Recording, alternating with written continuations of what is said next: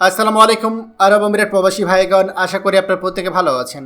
আরব আমিরাত প্রবাসীদের জন্য ব্রেকিং নিউজ। দুবাই ঊর্ধ্বতন কর্তৃপক্ষের সাথে কথা বলবেন ডক্টর মোহাম্মদ ইউনূস। চলুন খবরে বিস্তারিত জেনে নেওয়া যায়। বৈষম্য বিরোধী ছাত্র আন্দোলনে সমর্থনে সংযুক্ত আরব আমিরাতে বিক্ষোভ করে শাস্তি পাওয়া বাংলাদেশিদের মুক্তির বিষয়ে আগামী 2-1 দিনের মধ্যেই দেশটির ঊর্ধ্বতন কর্তৃপক্ষের সঙ্গে কথা বলবেন অন্তর্বর্তীকালীন সরকারের প্রধান উপদেষ্টা ডক্টর মোহাম্মদ ইউনূস।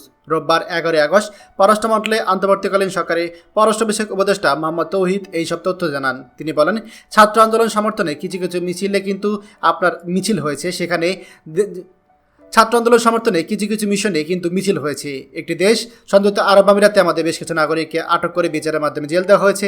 বিষয়টি আমরা গভীরভাবে দেখছি। তারা কিছুদিন যেন সাফার না করে সেই চেষ্টা করা হচ্ছে, পররাষ্ট্র বিষয়ক উপদেষ্টা জানিয়েছে। আশা করছি আজকালের মধ্যে প্রধান উপদেষ্টা সম্মতি দিয়েছেন, তিনি নিজে কথা বলবেন, আমিরাতে ঊর্ধ্বতন কর্তৃপক্ষের সঙ্গে কথা বলবেন, যাতে করে তারা শাস্তি পাওয়া কর্মীদের সহায়তা পেতে পারি। তাদের যেন মুক্তি দেওয়া হয়, শাস্তি ছাড়া দেওয়া হয়, অন্তত তাদের যেন শাস্তি না দেওয়া হয়। তাদেরকে পরবর্তীতে যতটা সহায়তা দেওয়া যায় সেটা দেওয়া হবে। বাংলাদেশি কর্মীদের শাস্তির প্রসঙ্গে তৌহিদ হোসেন বলেন, স্থানীয় আইনের ব্যত্যয় ঘটেছে, তারা দেশটিকে দোষারোপ করতে পারি না। তারা হয়তো স্থানীয় আইনের মাধ্যমে তাদেরকে শাস্তি দিয়েছে, তারা তাদের আইন অনুযায়ী কাজ করেছে, কিন্তু মানুষের যে সেন্টিমেন্ট, যে কারণে তারা এটা করেছে, যেটার পক্ষে করেছে, তখন হয়তো তারা অনেক নিয়মকানুন ভুলে গিয়েছে। আমরা সর্বোচ্চ চেষ্টা করব তাদের জন্য মুক্ত করতে পারি। প্রসঙ্গত, কোটা সংস্কারের দাবিতে বৈষম্য বিরোধী ছাত্র আন্দোলন সমর্থনে সংযুক্ত আরব আমিরাতে বিক্ষোভ করায় 57 বাংলাদেশি কর্মীকে বিভিন্ন মেয়াদে শাস্তি দিয়েছে সংযুক্ত আরব আমিরাত সরকার।